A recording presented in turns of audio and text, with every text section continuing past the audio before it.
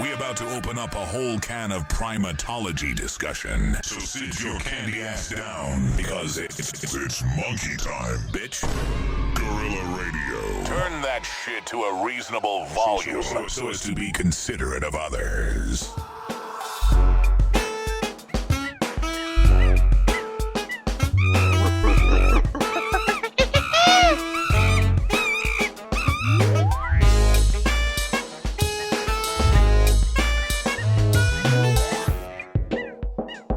Monkeys go directly to hell.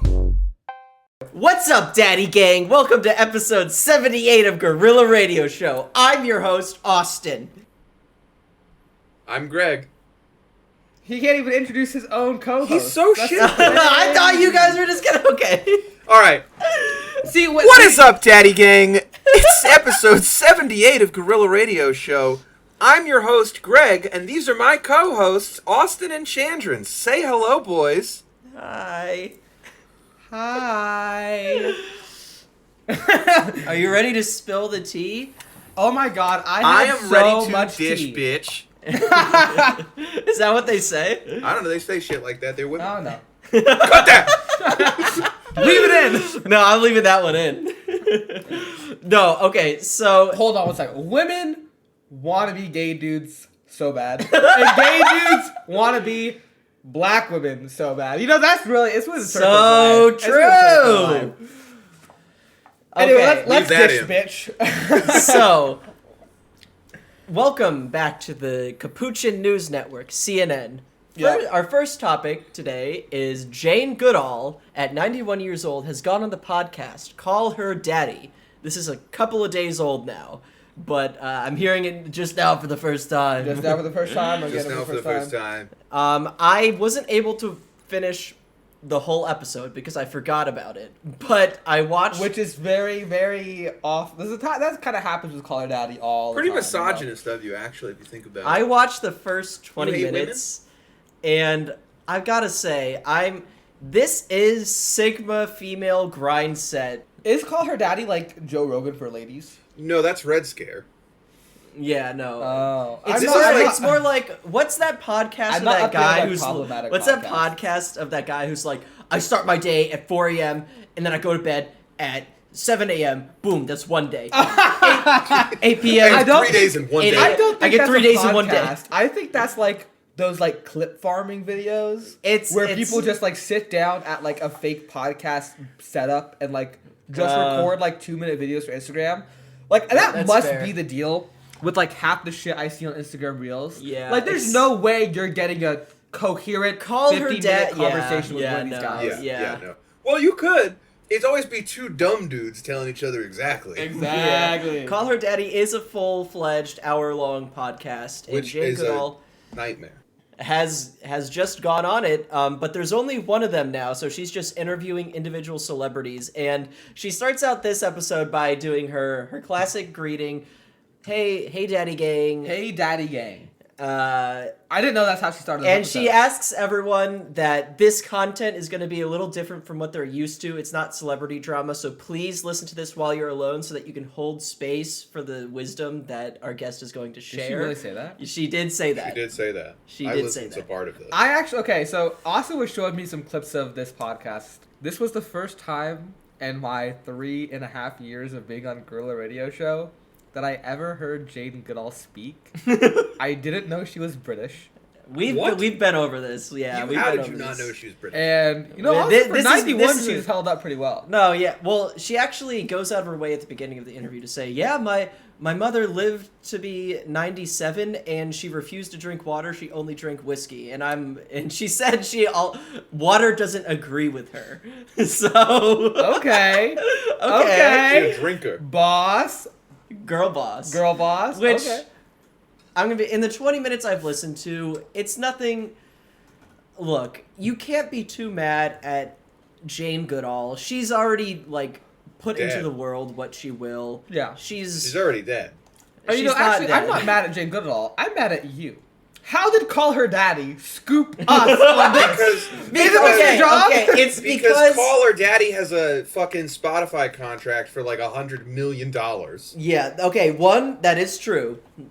They definitely paid her a lot of money to do this. That's 2, true, that's Jane true. Goodall's whole thing is like girl boss empowerment stuff. We are not girl boss empowerment. We could pretend to have been girls. Me and We're you, at like least. the Greg opposite couldn't of have pulled girl it boss. off. I know. could yeah, have but pulled she's it a off. British woman. What if she's transphobic? Okay, sure.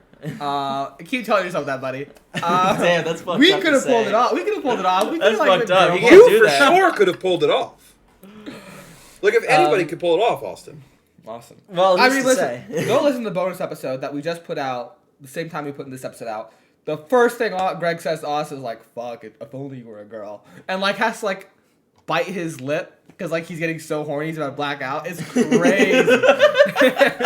This is true, and something you can watch on our Patreon, patreon.com/Gorilla Radio Show. I'm going us to out. take this Or- moment to just say, give us $5. I've been looking at our Patreon stats, and what the fuck? We have lost patrons every month for the last 5 months. No, why are you Yeah, leaving us? it's Why are been you going leaving us? down. What are we the, not the giving economy, you? it's in shambles. What are Greg. we not? I don't give a fuck. What are we The not economy giving is in you? shambles. I did also recently go and take all my Patreon subscriptions down. Like Yeah, I listen. think I went like, okay, do I need this one? Do I need that one? I've noticed that the worse the economy has gotten, the less more people- the less less money people people stick spend. around. Like we have loyal followers. The ones who are like sticking in there for sure, they're already in there. But We like have a the lot of ones, transients. yeah. All the ones who are like, oh, I'll give this podcast a listen. Maybe they listen to our backlog and they're like, all right, I can't afford another fucking $5 a month subscription. And if you can't afford a $5 a month subscription, I have one sentence for you. Get a job. we Because I can't all need your work in $5. finance, Greg. I need your $5. But okay? we do really need money. So if, Austin especially. really needs money. if you have it in your heart, If you listen to the please. bonus episode, it begins with Austin on the unemployment website for the state of South Carolina. Oh yeah, and I mean, looking at like everyone's losing patrons. If you look at the charts, outside That's of like true. the- But I the do top. also, this is also a good moment for us to maybe, in a better way than we did in the bonus episode, briefly speak about what we're going to be doing with Gorilla Radio Show as we move forward into our 4th year of this goddamn podcast. Yeah, true. So, going forward, everybody at home, obviously we're never going to stop doing monkey news. We're going to keep doing monkey shit. We're always going to be doing monkey shit. But as You you know I'm can on my maybe monkey find shit. out, and maybe you can just come to this conclusion yourself, Naturally. we've been scraping the bottom of the fucking barrel for monkey news now for about 6 months. There's only so many not that named bad. there's only so many chimpanzees with names who have killed someone. So moving forward, what we're going to start doing is interspersing our normal monkey episodes with more episodes that focus on Austin's fucking master's degree, and Chandran and I's skill sets in the worlds of sociology, anthropology, and evolution. So expect maybe some more episodes that are not necessarily directly on a monkey, and maybe are We focused still more on haven't human done evolution. like a Neanderthal episode. Yeah, yet. there's so much We've just content that we discussed it. haven't covered, and so be on the lookout for that. We're going to try and pivot a little bit into a more broad-reaching anthropology suite of content. So We're coming stay for tuned your that. lunch history podcast. We are Watch indeed. out. And if you'd ever And that like includes to learn Red Connections. more, yeah, if you'd ever like to learn more about something that gets discussed maybe from an anthropological or human development perspective, you can always tune on in to Red Connections, the other podcast I have with my good buddy John. Also a loyal where we- Patreon haver. Yeah, we have a Patreon over there too, everybody. For $5 a month, you can get bonus episodes, political screeds, and all of John's super fucking cool video game stuff. So Yeah, please what does maybe that give us a mean? I don't follow even- over there. I'll If you check want that to out. join the Red Connections Patreon, you can get 80% off your first month by using code LEFTCOM at checkout. So go ahead and that's okay. That's a fun. Go name. ahead and maybe check that one out. We'll throw the I link love down to being the a Red communist. Connections podcast. You're in gonna, the dude. You're gonna description split of the this revenue episode. stream into 2 Patreons. You can't do that. I don't think so. We've got one guy, but we got Jaden. Not my wife. Okay, well, we love you if you're on our Patreon. If you're we already a love patron, each and we every love one of you, you and I'm individually. going to- We know your names. We know your addresses. We do. I know who you are. We've sent some of you things in the mail. We know like your credit card information. We know We know everything about you. we know a So lot about you. We know your eye color. So everything back about to the topic at hand. We know the street you grew up on. Jane Goodall on Who's on Call Her Daddy. So who is the Call Her Daddy girl now? Who's Yeah, in what charge of happened? Call What's Her the Daddy? falling apart? What happened? Okay. So the reason I know about this is because it happened coincidentally with a very long drive Greg had to do, which was in October of 2020 when I moved to Utah. So in October of 2020, I was driving from North Carolina to Utah on what some may call an ill-fated, I would call it a wonderful move. And I saw on Twitter that that podcast was falling apart. Having run out of my normal shit and having 30 hours of driving left, I threw on Call Her Daddy, where I watched the most evil woman in the world rip apart what was ostensibly her best friend. Because the woman who does the podcast now is the queen bee, the worst one, and her ex-best friend, from what I can remember, attempted to establish herself as an independent human being with thoughts and feelings who didn't always want to do episodes about what it was like to suck off a guy you hate. Because that is the majority of Call Her Daddy's content, especially in their early days. It was just like things like that, and how can we be female empowered but while also remaining Centering a part of that the patriarchy. Yeah. But how can we fail the Bechdel test on a podcast of two women? That's what they were doing. She put out like 7 episodes in like 2 days, which were just like schizo ramblings about how her friend is a bad person and Do you she know hates any that. of these ladies' names? No. No, not at all. We're failing the Bechdel test right now. Yeah, lucky. I think we always and there was a talk man about involved. just There was a man involved. That was part of this. There was a man involved. It's always But a man at the I same can't really time. remember what the man's purpose was. He seemed like he might have just been His an purpose. affable dope who just happened to know Likely them or thing for him to something. be. And anyway, it ruined their podcast. And then the girl who lost out in this attempted to like sue, like to get the podcast back. And then the other girl won, and they Virgil Texased her from the pod. Oh. Like she's just been excised like a tumor. Oh, they're a part of Barstool. No wonder Yeah, they're they're so a Barstool. vapid. Yeah, They're a Barstool they podcast. got bought out David by Barstool. Portnoy, This we're was going part of to... Wait, this was part of it. This was part Yeah. of it. Was like them being bought by Barstool. Like the one girl didn't like that idea or something. I don't know. There's a bunch of Sophia. bullshit. We've got to started- start, like, fucking Sophia. burning shit outside of Barstool bars. We do. We need to find it. David Portnoy was in Charlotte recently. I should have hunted him down. Can We you should have believe hunted him that? down like Can you a believe dog. that Dave Portnoy's been wearing WNBA jerseys without an undershirt? Have you seen the way he looks? I I know don't look me at him and I know enough. my Dude, body. we're I'd be wearing a spilling the fucking tea t-shirt on him underneath right that. now. He is just like an ugly fucking guy. Like, I mean, not so- to be vain or he's bad, so but he's so mainly fucking Irish. ugly. Jeez. Like it's like hard I to think look at him Barstool sometimes. is like... He looks like he's in pain. You know what's crazy about this current Trump administration? It feels like we're being occupied by a foreign force of Barstool employees. Although there is that one Barstool guy on Twitter who is funny. Yeah, I'm What sure. the fuck is that one's name? It's like they found something for frat boys to do after they leave college, But they still other want to pay for than their friends. like kill themselves and overdose. And it's Well, no, this. they leave. Frat boys leave college and they kill their wife and kids. Yeah, or they do Barstool. Insert Zach Fox tweet there, or was that a Jabuki tweet? No, I think that was Zach Fox. Yeah, insert Zach Fox tweet. That's Zach Fox. Him Whatever happened smiling to with his whole Jabuki, by the way? family. So I think he became famous for real. Wait, did he really? Yeah, he's been in movies a lot lately. We have. Okay. Oh my gosh, we have 3 new patrons this month. yeah, we're sort of Get we're ready to like get breaking called out. we're like breaking even. It's very weird. I haven't been Yeah, we saying much about lose. it. We but... lose someone who's been here for 4 years, and we get like a new And person. at that point, it's like, I get it. You've given us a lot of money. We appreciate your service. I don't greatly. keep paying. This is a fraternity. You have to pay to talk to me. Okay, but back to the topic at hand. There's not much to talk about with regards to the Jane Goodall Call Her Daddy appearance. Just that Why did we center the fucking episode on it? we're not. This is just something we just spent too long talking Opener. about it. Yeah.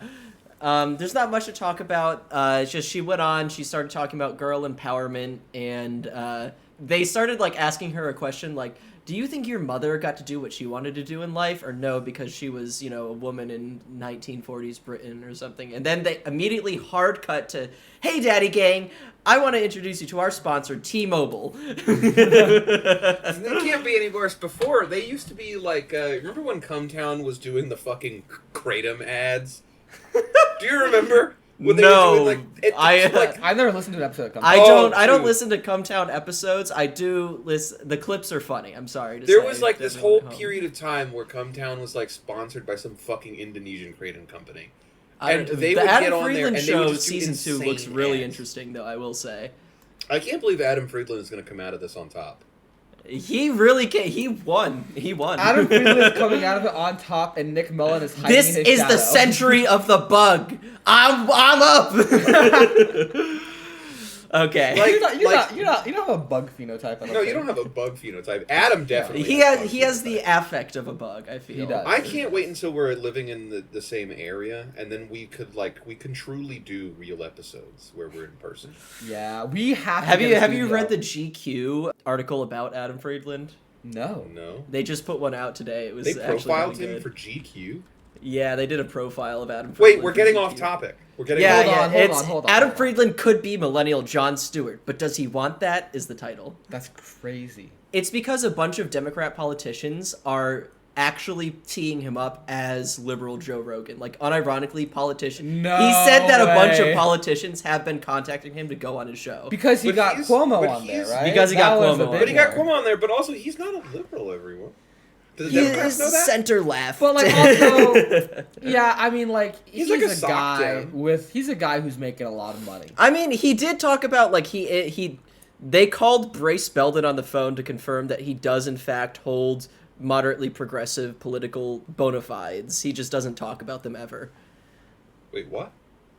The Wait, so article. you need some more nouns there. They Who called Brace Belden for the GQ article? GQ What the fuck called are you Brace talking- Belden for this article. Why did GQ call Brace Belden? They're doing their because- fucking homework. I don't know. They're doing their own. This is real goddamn journalism. Is the dirtbag left going mainstream? No, this Stavros this happens has every couple stand-up years. tours. Yeah. It's happening. And it translates to absolutely zero political power in real life. Okay, Truly. are we done? Or should we get to the Yes. topic? Okay. Move on. So, Color Daddy, not much to talk about. They talk about basic, like, Big she's guy. asking Jane Goodall, like, what are you doing? She's like, I'm 91. I'm touring America because I want to encourage everyone to pick up litter off the sidewalk. And it's like, okay, I get it. You've done your service to the world, famous scientist, but this is fundamentally undershooting the breadth of the problems we are facing. Sorry to say, Jane. But if you want to come on the podcast, invitation is open. You should go pick up some trash. on But- the sidewalk. Next thing I want to talk about is the Scientific American article. Bonobo calls are more like human language than we thought.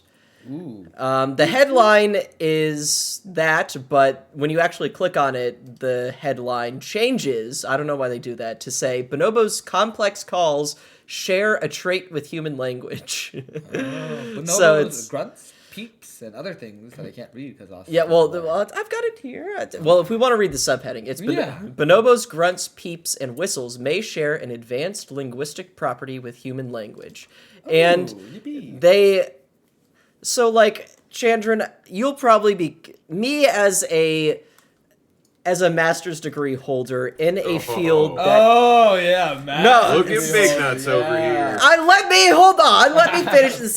As a master's degree him holder in a dying field that is, really desperately grasping for any last strand of relevance they can muster, this is familiar to me, and Good it may time be to get familiar in, to right? you too. The bonobo things, the bonobo thing maybe. I don't want to. Like, You'll see what I talk about when yeah, we get there. I will but say. basically, we know that animals have compositionality in their language. Is this something you're familiar with? No, what are we Compositionality. talking about? I took one linguistics course. Okay, And I well, read a couple it's books, but- I've summarized it in our notes. Yeah, we'll here. get there then. So the related articles of this are whale songs follow basic human Okay. language rules, and bird follow basic human language rules.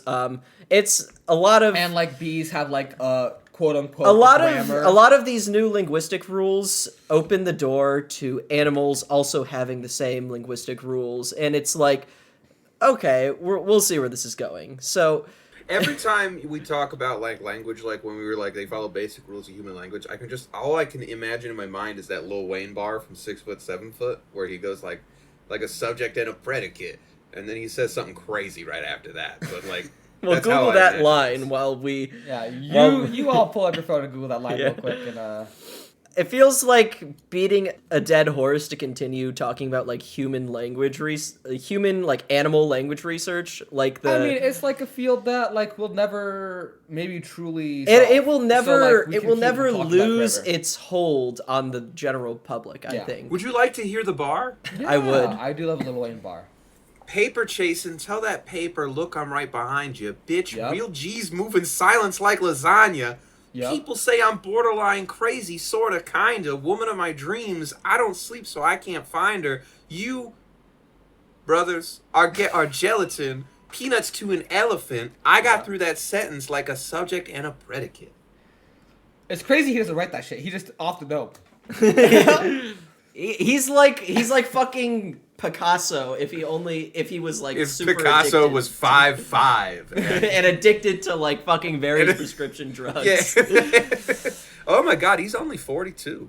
Oh my god, by the way, not to derail us, but I saw a video, the ACP guys, the American Communist Parties, they found Bam Margera under an underpass in like LA or something and like made him say one of their slogans, and he looks so bad, like he's tweaking so bad. They Why- found is he who? homeless Bam now? Margera. Is Bam Margera homeless now? I don't think he's homeless, but he looks it. Bam Margera is the guy from Jackass. Yeah, he's been in and out of rehab and like psych wards for the past 10, 15 years, maybe longer. Johnny Knoxville. Your That's dude why down they here didn't let underneath him in the goddamn- new Jackass, because he was too fucking Strung out? strung Yeah, out he's to like be in the movie. he's too much of a tweaker. Like they've tried multiple times to get him help. They and he tried to just cut him out refuses. of the new Tony Hawk game, but Tony Hawk forced it through at the last minute, and you can tell they tried so hard to make him normal for the interview they did for that one game. But anyways, so that's not to say animal language research is useless, because studies aren't trying to prove that bonobos are capable of human language anymore. We've moved past that. But it feels like they're more in line with what the studies were originally trying to do. If you remember episode 76, we sort of talked about this, which like they're trying to identify and isolate one at a time features of human language that they can categorize as unique to humans and ones that are not unique to humans. But the problem with communication studies like this is that like our concept of communication is super discipline specific. I don't know if you actually read my thesis or not, Greg, but I had like in the literature read review, it. I had a section about like all the different disciplinary definitions of quote unquote communication, and I ended up having to say I'm going to use this definition made specifically for primate communication studies. But we can't go into the heads of animals to determine what they're intending to communicate and with whom they're trying to communicate with, so a lot of it ends up being researcher-specific interpretation. So what this is they have like a new framework of cataloging animal communication meanings, where they observe the context in which the call is being made, and then they observe the reactions to that call. And then they do that enough times to where if it's an above chance rate that they do this specific thing in response to this specific call, then they can say, this call means do this, or it does something that makes them engage in this behavior. Yeah. So it is speculation, but it's like a more, as of I think 2023 was when this framework was first put forward. Yeah. This is like the more rigid scientific way of categorizing communications from animals and their meanings. And I think if this is right, this is the specific example of that framework here about the predator calls. Yeah, well, Like- this is something that like I've noticed and seen in the literature previously is, if a primate makes something we consider a predator call, we know because they make that call when a predator is nearby and all the other primates scatter. And Yeah. but Of different species, of not and just like the same and yeah, species. and it's different species that learn this call too and react to it. So it's like obviously the fundamental issue is that, like, okay, we can see that's the effect, that's the action, but we can't know that this primate is trying to communicate to all these different types of species. like he's almost like, it would be crazy to suggest that like he's purposely trying to warn all the other primates around him as well. Like, but the thing about communication is once you send the signal out there, you don't control who receives it. You can only have an intended, which is a fundamental recipient. issue that like we as humans are still dealing with. This is like communication studies is a whole thing too. And, exactly. Yeah. I think that was what Germa's degree was, actually. Everybody, communications degrees are low-key really easy to get. Like, they're like, I think they have the least It can amount mean of anything! It can mean anything. Which is the problem here, but... I mean, when we did our episode about Austin the chimp and everything, like, we were going through that book and we were like, obviously, this kind of... It's very easy to be like, well, this could mean maybe he just wanted an and stuff, you know. Yeah, exactly, Yeah. right? So, like, when we were going through that book, like, we saw a lot of this. Like, they were assuming that that Austin or and you know what these other happens when guys- you assume, everyone? It makes an ass out of you and me, brother. Ain't that right? Ain't that right? But yeah, we should lean into being like really southern. from we now on. should. We should. I've been doing that for a decade. True. Yeah. You got to get me drunk, and then I'll just. Look at all that so Crazy. bad. What are you Start talking like that. So, with that being said, though, I do think we should give this article a fair shake. Using them big So- words there, brother. Let's start out with what they're actually claiming beyond the obligatory, like, "Oh, Planet of the Apes is happening!" bait headline. Do you want to Are we read this reading this article article or out loud, this or do we want to just talk Well, about I'm what's just within going it? through my notes because I basically summarized the important parts. Oh, okay. Okay, cool. Okay, I was reading the article. So Well, yeah, and feel free to do that and like interject did. with things that you notice. Yeah, good job. Okay. What the hell? I'm gonna beat so- you to fucking death. Good job, Greggy Poo. Good job. We can't make a normal fucking episode of this podcast. It's fine. This is what they crave. It's They not like- though. They love it. I don't They know love what when these we're a little bit people fucking homoerotic. want. I really don't know what the people. I'm gonna be real with you. I'm doing a case study in like I don't know what our fans want. Everyone, please, for the love of God, like us and rate us on Spotify. Like us and rate us on Spotify. We got to try and get the algorithm back. We gotta get Like it and back, Spotify, man. like We and were rate us so on close. Apple Podcasts. I feel like I hear so often that Apple Podcasts is like the most important one to do it on. So please It like is. and rate us. Apple Yeah, you know what? Do it on leave Apple us a Podcasts. review on Apple Podcasts, and we'll read it on stream. And we Apple were able to Podcasts preserve next our episode. our old feed. We transferred it. I was Yeah. able to Yeah, commandeer Apple it. Podcast has more listeners than Spotify. Does Yeah. it? Yeah, It's a far bigger platform because it comes pre-installed on every fucking iPhone in the world. You know what? That's fair. You know what? Fuck Spotify. We hate Spotify. Back to the article though. So, as I typically like to do, I skimmed the Scientific American, like the public-facing article version of it, and I went straight to the source, which is the actual scientific article they published on science.org. The crux of their claim here is compositionality in language can be trivial, in which the two parts are added together to give meaning, or non-trivial, in which the meaning of one part modifies the meaning of the other part. The article uses the example of pumpkin pie, which I think Yeah. is a good example. So you've got two subjects, pumpkin and pie, and you put them together and you're modifying the entire statement.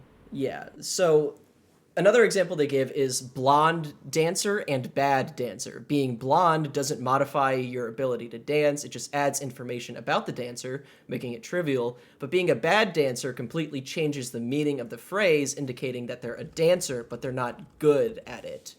But it's really like a pretty recent framework. Like, if you Google it, you don't really find a whole lot of linguistic-specific stuff, and it's specifically not in the way that they're using it. Like, this is an animal linguistics specific thing. I think they literally like put it forth as a new field of animal linguistics in 2023. So the new field of animal linguistics that they're putting forward has like these concepts and definitions in a basic table where they have meaning defined as a set of features of circumstances that appear at a rate greater than chance across the signal's occurrences, kind of what I said earlier. Semantic... Like a predator call means predator. Yeah. And that is happening more often than just random sounds when bad things happen. Yeah, like a specific reaction is happening in accordance to that call than just like random reactions. Yeah. But semantic denotation, the largest set of meaningful features of circumstances that appear across all occurrences of the signal. This is too much words, but No, this is good. You're finally making good content. Fucking keep talking. Okay. We'll break this down for people as we go through. Yeah. So, like, basically, so semantic denotation, the largest set of meaningful features of circumstances that appear across all Like the occurrences context. of the signal. The literal, like, do these utterances have, or do these signals, rather, because we're not calling them utterances, because we're not doing human linguistics, right? Yeah. Yeah. We're talking about the communications and the signal. Does the signal Yeah, have it's a a specific signal, meaning yeah. across all occurrences? Right? Is it a consistent? Is it consistently the same signal? message? The same. Pragmatic inference is defined as the meaningful features of circumstances that always appear when the signal is emitted in the presence or absence of a given contextual feature. Exactly. So this is about the wider context. Is there a predator there? Do they make the predator call? Is there food there? Do they make the food call? Yeah. The syntax is the set of rules that determine what sequences are being formed. Yeah, and this is the one thing that I think that linguistics generally is like always on our ass about that animals don't have, right? Syntax. They don't have that syntax. They don't have that grammar. They don't have that set of rules the way that we have built into us. Yeah, we've spoken about this, I think, in our briefly in the episode past. we talked about that. Not only that, but we talked about it with birds, I think, specifically at some point in the past. Yeah. Where like birds have occasionally it's been observed that birds may have some form of basic syntax. Yeah, and that was it our last episode or like 2 episodes before that where like one of our viewers wrote in and was like a little mad and that we were failing to consider the bird syntax. We were failing to consider corvids, everyone. True. But they also have compositional and non-compositional syntax. Compositional is a system in which the meaning of a syntactic structure is derived from the meaning of its parts, and non-compositional is a system in which the meaning of a syntactic structure is not derived from the meaning of its parts. So kind of like trivial, not trivial, what we went over earlier, I think. Yeah. The bonobo article has this specifically to say, though. Quote, "This approach defines the meaning of a signal as the set of the features of circumstances that appear at a rate greater than chance across the signal's occurrences. We recorded 700 wild bonobo calls and call combinations, hereafter vocal utterances, and systematically collected more than 300 features of circumstances for each utterance." So a lot of observation. This is... Yeah, this basically is Huge data set. quite A in-depth. huge data set. huge data set, which is like the defining feature of this new field of animal linguistics. It's also like the goddamn holy grail of animal research because, I'm sure you've all noticed, maybe throughout this podcast, every time we talk about a scientific study, and even in the case of like Austin's own thesis, there's usually not a huge data set to work with. I was just about to ask. You're on. What Yeah, was I- the data so- set you were working with? I mean, I definitely recorded all of the context and all of the individual calls that were recorded and itemized them into this huge data set, but like I didn't have this framework to put it into, so I mostly I wasn't necessarily. Do you wish you could have read this article, or this article came like a year earlier, so you could have done more in depth? Here's Yeah, the if thing, you had this don't- context, would your thesis have been different? I don't know. I mean, I still have the data set. It's still available, but I don't think it would tell us. You could do a different study, maybe, on, like, animal linguistics for this, but what I was trying to get from my thesis specifically was the relation to these communications, these signals, and stress behaviors, and how those correlated. So I wasn't necessarily trying to find the meaning of these calls, but it is something that you could definitely do, and I think something that specifically with these animals, the ruffed lemurs, has been getting chased for like a while now. So I think this is actually a really... If I had found this like 2 years earlier when it came out, I probably would have gone all in on trying to find out the meaning of the roar shriek calls. Do you think with the data that you have now, you could you try and do this just with the data you've already got? Or would you need different data? Would you need more? I don't know. I Maybe, but I 'Cause I, try like- not to think of it. we love you, but you have no job. Like, this is not like a bad idea for something you could work on. It's certainly something I'll have to consider. I hadn't really considered that my data set could be used for something like this, but I feel like it kind of could, because I mean, I recorded everything they were doing. I recorded the context. So I mean, I kind of could, honestly. You might want to consider that, because you have It's a possibility. you have the context of like all. I could of the always sounds that they like make. donate the data to one of my advisors. I would be giving it to like my advisor, who could give it to like a student who needs something to do for a master's thesis, and they could. It's not a bad idea for you to reach out to the authors of this article, of this paper, and say, "Hey, I have this data set of a different species, but I What think it is could be academia useful." but just people emailing each other back and forth? Yeah, That is- like there's It's certainly something I could look into. you might be in actually a pretty okay position to do something with this. I'll look Austin, into we it. don't tell you this very often, but you're highly intelligent. Really. Never mind, take it back. But Okay. it's certainly Keep something talking like that would tell the whole podcast about the Modelo Light situation. What? I don't know what you're talking about. Oh no! Okay, Yeah. I was at Food Lion. Chandra asked me to pick up some Modelo's. No, I asked you to pick up a case of Modelo. Now, Okay. Greg, I text you. I hit you up. Mhm. Greg, we're throwing a carne asada. Yeah. I need a case of Modelo. Please Yeah. describe to me the box you pick out of the freezer. It is in a blue box. It says It was Modelo. also blue. It was just a Hold lighter on, blue. I'm not done. I'm not done. It I'm was not a done. lighter blue. I'm And not how done. many beers are in that blue box, I'm Greg? not done. It is in a. You can get them in cans where I am, but you can get a blue box. Usually has what, 24 in it? Yup. 24 small bottles wrapped in gold foil. Yup. Okay, they're Modelo's. They say Modelo Especial on them. Yup. All right. Underneath of that, it says a fine cerveza from Mexico. Damn. You gotta chill, Mark. I got the cans. You bought a of case of Light. Modelo Light? I didn't even know they made He Modelo bought Light. a 12-pack. I didn't of even know they Modelo made Light. Modelo Light. I didn't know I they made did a light neither. version. I was surprised. I've never just bought a case of Modelo. I don't Was it know. any good? It was It actually. was fine. It was pretty good. And it more had or less less the calories. same shit. So like I was Honestly, drinking that shit all night. honestly, it would be more acceptable if somebody says get a case of Modelo and you show up with like the Modelo Negro. Yeah. Like that's a good beer. But you show up with a light. I thought it was all 12-pack of a light beer. beer. Austin thinks all beer is light beer. That is not true. I know there's a difference. I Is just it your first fucking day being alive? Sometimes he acts like it. Learned helplessness. It's not learned. I can't help it. You didn't get hit enough. You take everything back. We need to start beating you. No, but you're a very, very smart young man. Okay. You just gotta apply yourself, Jesse. You do, you fucking idiot. Anyway, So, moving on. so moving on.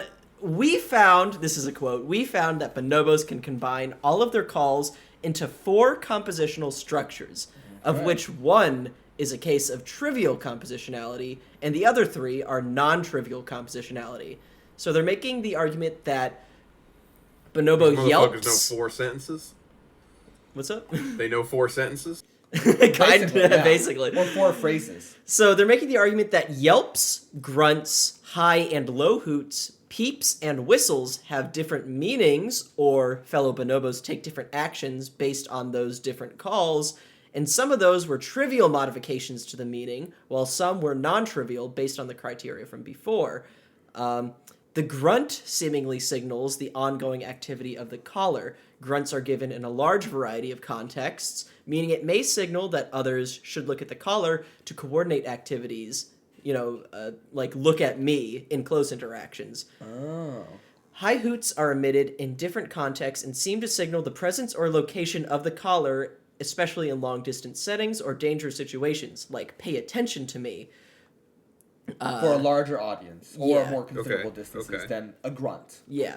The low hoots seem related to high arousal situations, such as the construction of a night nest. They do in parentheses, I am excited. Wait, what's a night nest? Is that where they sleep? Yeah, Like how I mean, they make a nest at night. yeah, they sleep make a in it. nest at night. They make new nests.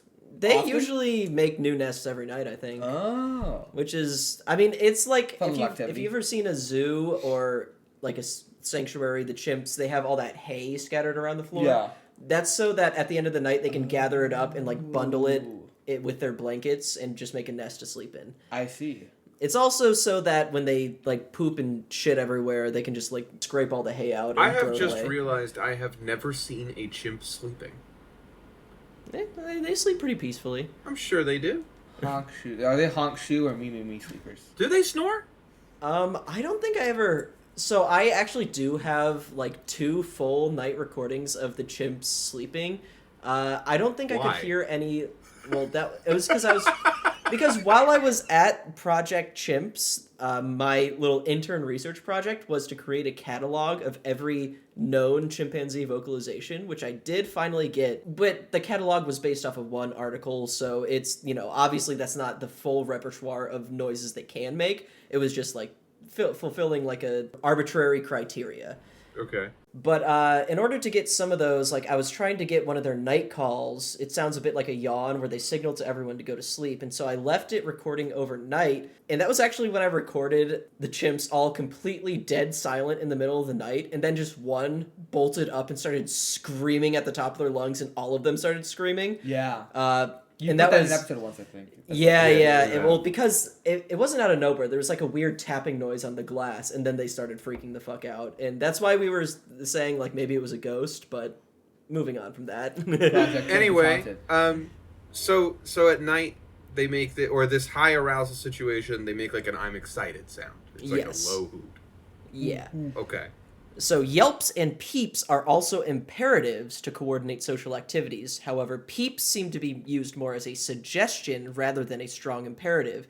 They are less associated with changes in behavior in the audience and sometimes elicit vocal responses, which could suggest a quorum-based or voting-like system, such as, I would like to do this.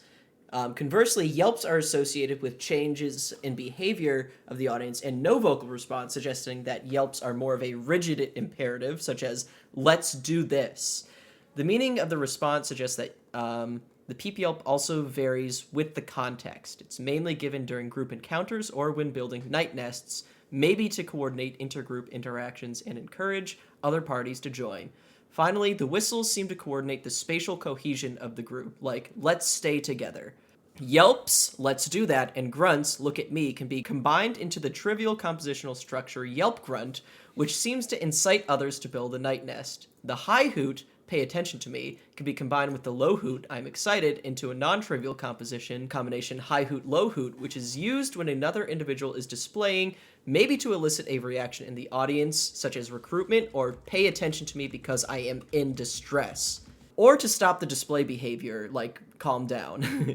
The peep can be combined with the whistle into a non-trivial compositional combination. Peep whistle, which is used in sensitive social contexts, for example, during copulations and displays, maybe to attract attention gently or assert rank. Finally, the peep yelp, join, can be combined with the high hoot, pay attention to me, into the non-trivial compositional structure peep yelp, high hoot, which seems to be used to coordinate with other parties before traveling.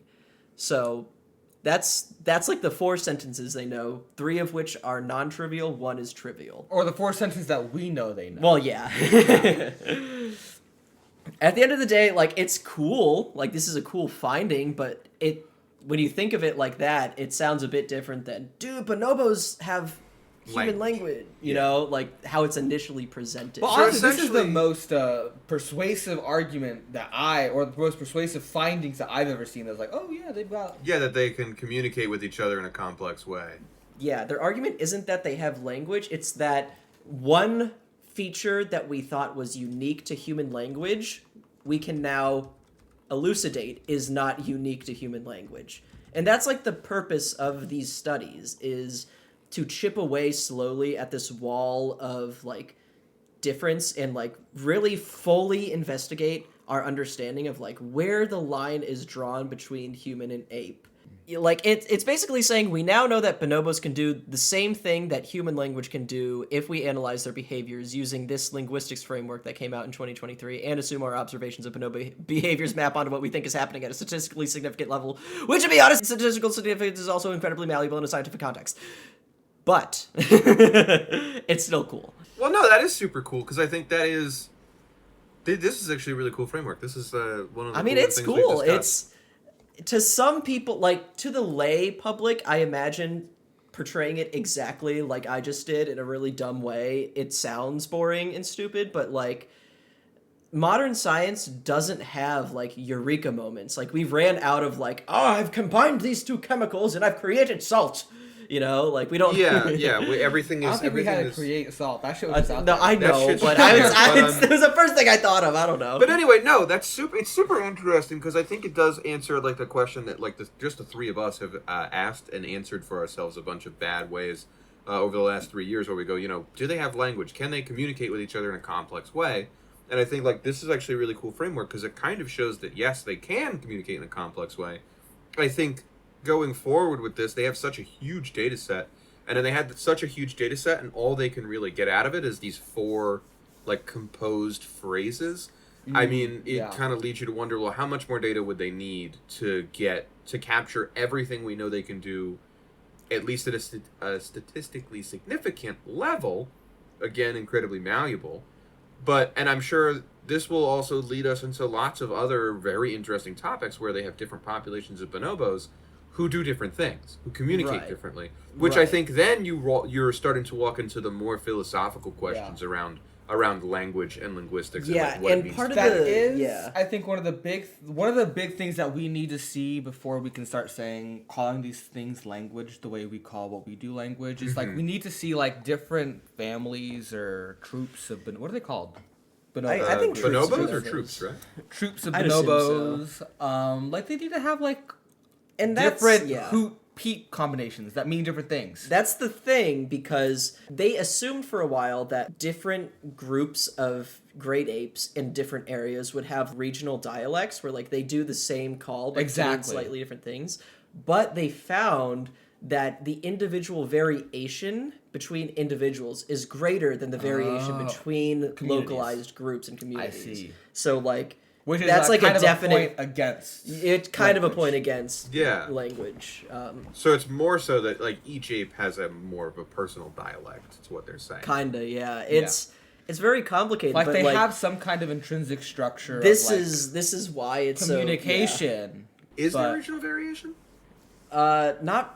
I mean, well, yeah. I mean, the regional variation is less pronounced. It's less individual. than, but like how much less? Like, I guess is the question. I mean, like I know, like sometimes sanctuaries, and we'll actually get into this with our next topic. The chimps will pick up on these like little trends where like they've never been able to find a meaning or a use for chimps blowing raspberries, but a lot of chimps in captivity will start blowing raspberries just for fun, I guess, and the other chimps will start doing it too. Did they do that in the wild? Not really, no. I mean, I think they've observed it sometimes, but very rarely. But is it more like, is it a mimicry, or is it, not to make, like, it's probably a horrible comparison, but you know how cats purr and they meow? They don't do that in the wild. Yeah, they don't do that in the wild. It's yeah, I mean, it's possible. Not to say that we're domesticating them, but like it's a sign of domesticity, though. No, I know. Like, they do modify their behaviors when they're around humans. Like, they learn what pointing means in captivity, whereas wild chimps don't know what that means. I don't know. I don't think anyone's done, like, a full-fledged study into what the raspberries mean, and if they have, I don't think apes that point intrinsically? Kinda. We How don't really motion to each other. Lips, right? Well, I think they just sort of. I think they just usually like direct them with their body language and their eyes rather than directly point with a So are we doing a more simplified version of that behavior? Kinda. I would say we're doing an externalized version. I mean, it's more like we're pointing to a specific thing, like this specifically, whereas chimps will like say fruit and like start walking in a direction. You know what I mean? Like, I don't know. I feel like it's probably got something to do. This is total fucking bullshit. I'm making this up totally. But like the same way like we externalize shit with tool usage as human beings.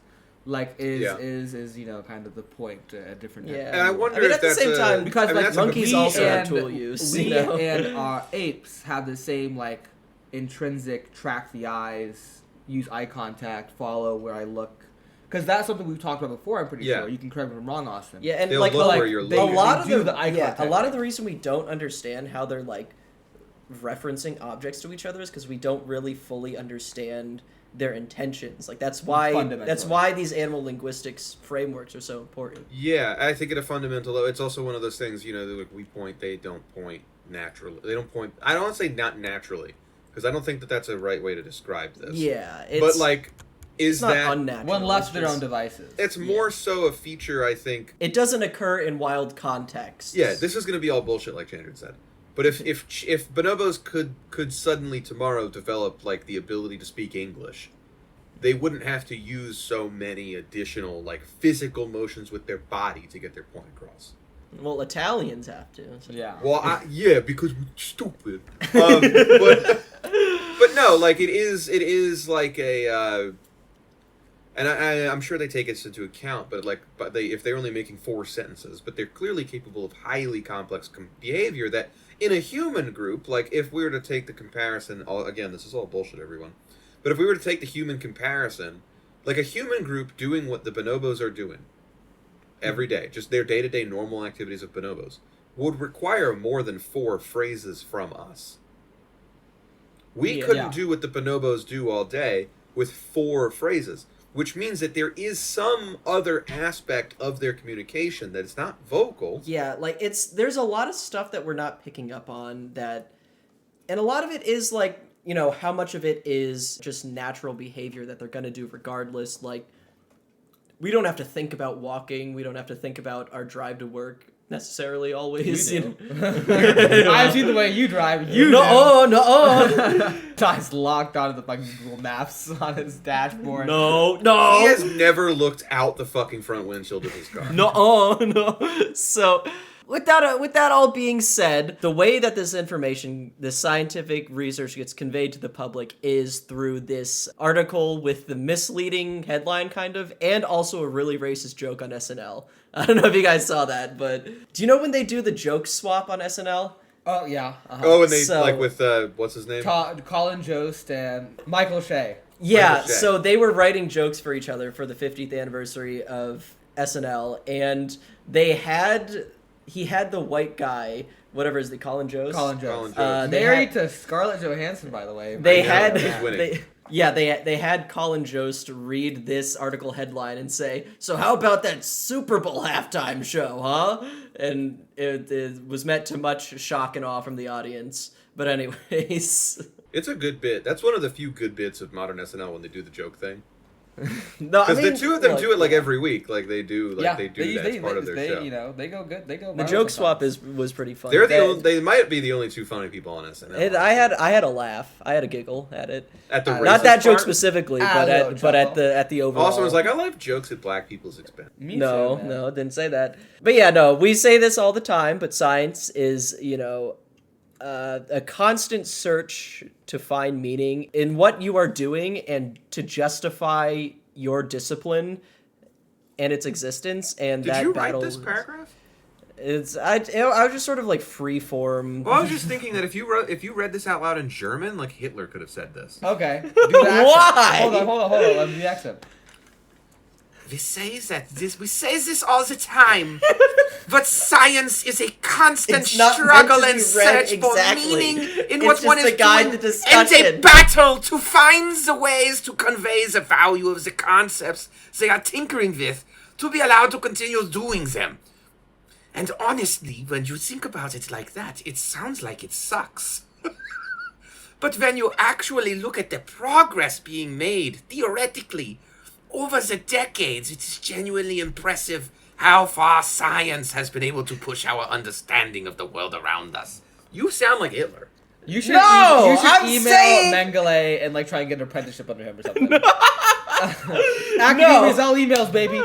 You are Listen, sheltering his great lie. apes I'm underneath saying the that- floorboards of this house? Okay, hold on. Let me get to the point of this paragraph. Individually, it's very easy Arbeit to... Mach free, dude? What the fuck is the point of this? It's very easy to minimize individual scientific contributions, which has been the playbook for the Republican right this entire past year. They've been taking like, oh, they put shrimps on a treadmill. We But made science... it an hour into this episode without talking about politics. Science is political, actually. Well, I mean, yes, but science isn't meant to be looked at in these like little individual bite-sized fragments. It is a collective push forward by the scientific community. They all contribute to a greater understanding, which is why the Soviets were so much better at science than us, because they were collective. Put your fucking right hand down when you're talking about science like this. I'm not... I'm gonna kill you, man. But the last thing I wanted to talk about is we just have to read this entire article verbatim. I'm okay with reading this article verbatim, but for everyone at home, I want you guys to know what this looks like in the episode notes.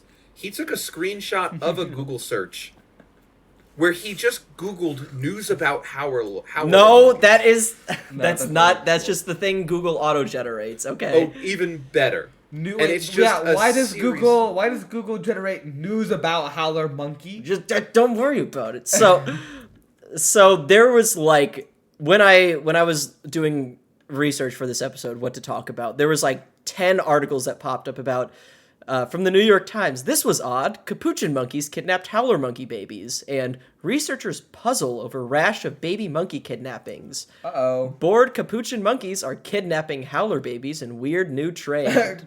Like it's a fucking like TikTok trend. Yeah, literally. So let's read through this article from. I chose NPR because it seemed like the least annoying way to read this. This is written by Nell Greenfield Boyce. Nell Greenfield Boyce. Sorry, Nell. I don't mean to be rude, but so actually, you know what? You can read first, and then Greg can read. All right. I will actually, because you know how bad you are at reading things off a page. Well, I want Greg to read one specific part, but I don't want him to know about it yet. I've read the whole article already, so.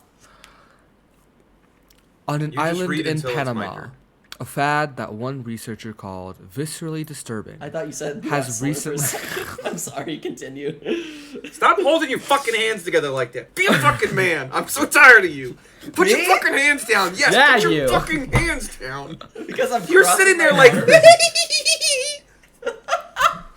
Okay, continue, Chandran. You know what? I'm gonna restart. I'm on your dad's side.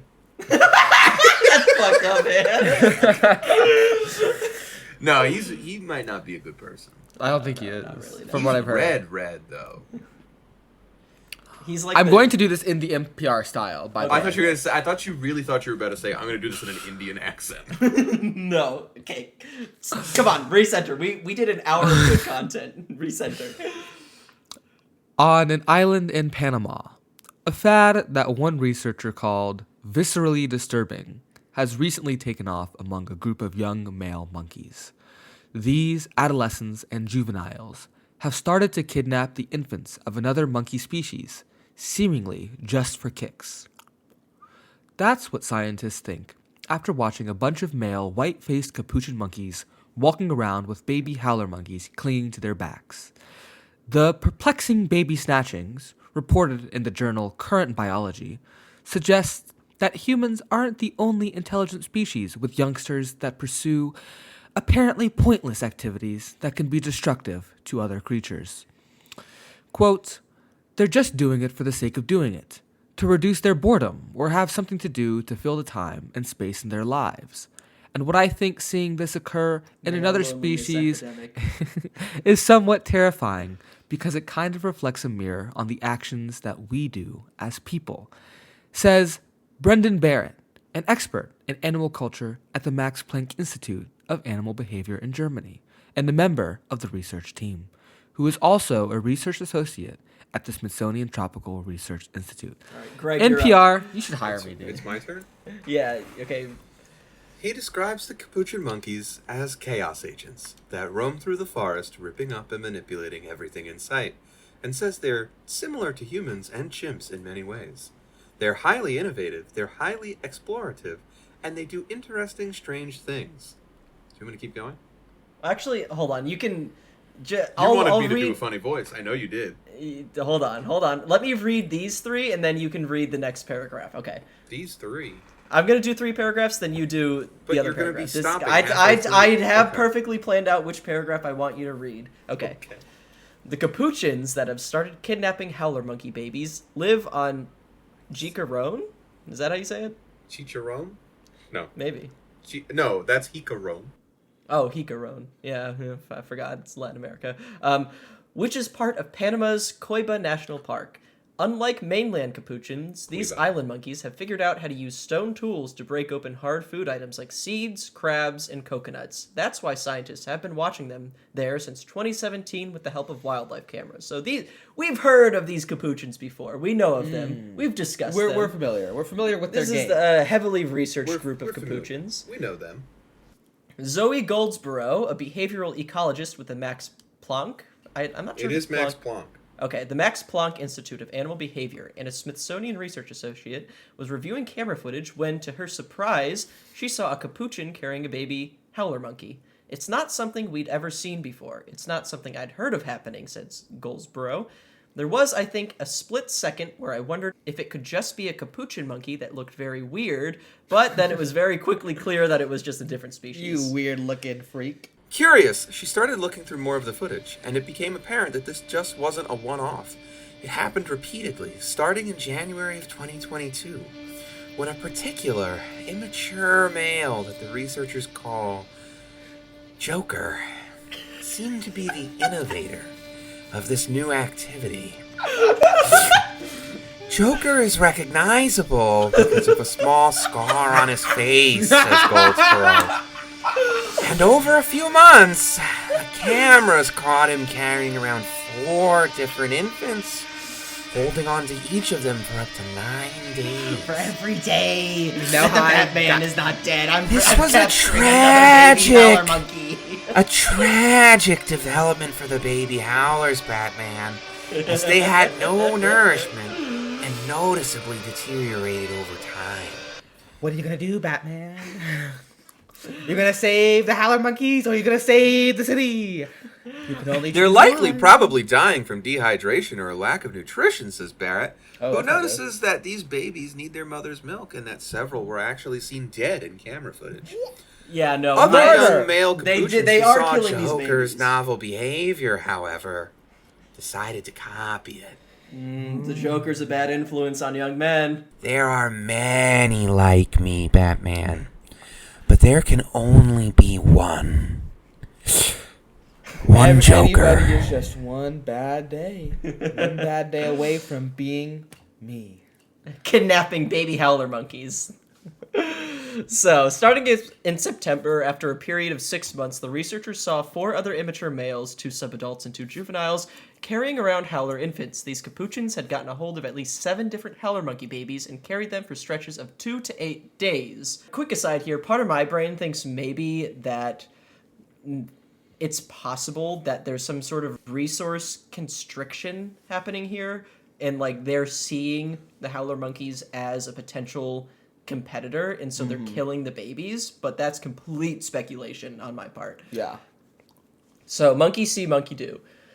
Although animals do sometimes adopt the young of other species that are lost or abandoned, this doesn't seem to be the case here, in part because of the sheer number of babies. Plus, researchers could hear adult howler monkeys calling back and forth with the infants, who would sometimes try to crawl away. This is really sad. Yeah. Camera footage showed one occasion when an adult howler monkey came and tried to retrieve a baby, and the capuchins scared it off. Because the actual abductions likely occurred in the trees, they were not captured on cameras, but the researchers note that the adult howlers are nearly 3 times the weight of immature capuchins, so a would-be kidnapper might face serious risks. I personally really want to know how they're getting them, but mostly how much effort are they putting into that, says Goldsborough, who notes that the number of stolen babies suggests that these capuchins may be traveling some distance to go find them, since only a few small groups of howler monkeys live nearby, and that I would find completely bizarre if they would go through so much effort to get these babies. While the capuchin named Joker seemed to take a caring and affectionate stance towards the babies, the other capuchins that copied him seemed largely indifferent to the infants they carried and sometimes even annoyed. Do you think Joker just wants to be a mom? The Joker is not indifferent to the suffering of others, Batman. He finds it funny. He's a real sicko. I find it hilarious. I love it. The adult capuchins seem blasé for some reason. There's not tremendous social interest. They're not acting in the way that someone would act if I was carrying around a baby lion on my shoulders. To Goldsboro, the fact that Joker's behavior got copied by his peers reveals the strength of these monkeys' drive to learn from others, even if the behavior doesn't completely make sense or have an obvious immediate benefit. Even for these monkeys' stone tool use, which takes some time to master, she notes, there's a period of time, especially when you're young, that you are just copying the behavior with very little payoff. This is where it gets interesting. This is something we've actually discussed extensively in my actual classes in my degree program. This isn't the only time that animals have been observed engaging in seemingly purposeless behaviors that seem to spread through their groups. Chimpanzees, for example, have been spotted wearing blades of grass in their ears, apparently as a fashion trend, and orcas have been seen wearing dead salmon on their heads, almost like hats. So this has been spreading through, Hold on. specifically we were talking about the orcas. How does an orca wear a salmon on its head? Don't they live underwater? Well, Would it float away? they would kill a salmon and put it on their head and just balance it on there for long periods of time. That's insane. And there was no purpose to it. So I don't think we were having this big debate on, does this constitute culture? Is this fashion? Is this culture? But I think culture was a term that was designed specifically to account for a range of human behaviors, and I don't think we need to dilute it by saying animals also have culture. I think it's more interesting to say that this is a meme. And when I say meme, I don't mean it in the internet You meme mean sense. it in the sense of memetics? I mean it in the sense of memetics. Richard Dawkins, Here we go again. He did two good things. I know we kind of hate him. He did two good things. One was the memetics that that was a pretty good idea of his. And the second good thing was the tweet where he said he found a down and out in LA who had a sign that said, "I need a fat bitch." We gotta get you a night on the town with Chuck. What about them big women in San Antonio? How about them Chuck? big women down in San Antonio? You and Chuck would have a fucking ball game. That'd be awesome. Okay. Shaq would be there too, laughing at the two of you. But anyways, basically they're saying that boredom is incredibly conducive to creativity and innovation. I'm partial to the theory that this is not evidence of culture, but of memetics and memetic social learning in its basic, less specific to human evolution form, if that makes sense. Mm-hmm. And that's my opinion. But All yeah, right, that's a good opinion. I have nothing for you on that one. Yeah, so I think we got a good Joker bit out of it. What more could you want from? Yeah, what more can you want from dead howler monkey babies? yeah, it's not much actually. Well, wait a minute. You're goddamn. Wait, or were you done with that? Were you done with that article? I mean, that's all I wanted to say. Okay, because the last paragraph of the article says capuchins are a notoriously cultural species, showing all kinds of highly contended point. showing all kinds of adaptive cultural traditions, like utilizing stone tools, but many arbitrary ones. One community has a tradition where individuals will put a group mate's fingers in their own eyes. That's just how this ends. Yeah, I don't really. Yeah, I mean that's funny, but I really don't agree that this is a sign of culture. I've made my opinion clear on this. Can I ask you where they're fucking finding these NPR people? Have you read the name of the person who wrote this? Yeah, we read it at the whole joke beginning. about it, yeah. Nell Greenfield Boys. I'm so goddamn NPR. What is? Oh, and she's from Greenland. Of course she is. Of course she is. Is that a naming tradition in that country? Well, anyway. Maybe. But yeah, no, I mean. You got to listen to the 3-minute listen because it's exactly like the voice Chandran was doing. Yeah, that was a bit. Hold on. I've heard NPR. All right, what else you got? What else you got? Oh, that was the end, huh? You didn't even pull the orca hat and chimp grass thing out of your ass. This is just right here. You wrote it down. You fucking cheater. What? It's just right here in the notes. Oh, well, I did pull that out of my... I wasn't looking at the notes at the time. I wrote it in my notes because it was something I remembered and wanted to put there just for posterity's sake. Okay. How do we think we're doing on time here? Do we think we're doing... I think that's an wrap episode. up. I think that's an episode, brother. All right. Well, then, I'm going to just do this, so don't talk over me. Okay. Thank you guys so much for listening to another episode of Gorilla Radio Show. As always, we want to thank each and every one of you for listening. And before we go, I'm going to shout out our two newest paid Patreon members. Yup. We've got Meow Meow and Ghost Rock Band. Thank you so much for subscribing to our Patreon. please keep doing that. Tell your friends. Couple bit of housekeeping items before we go. I'm sure you're already clicking pause and closing your podcast app. But please like and rate the podcast on any platform that you're listening to it on. Please, please, please. Tell your friends about our Patreon. Tell your friends about the fucking podcast, period. Have them listen. Lots of big things are coming. We're doing our best to make this shit work, especially as the world falls apart around us. That being said, I think we'll see you guys again in 2 weeks. So until then, goodbye. Bye-bye. Now do it like the Joker. Bye-bye. Bye-bye, Batman. Bye-bye. All right, you can end it. I may be a white boy, but I'm not stupid.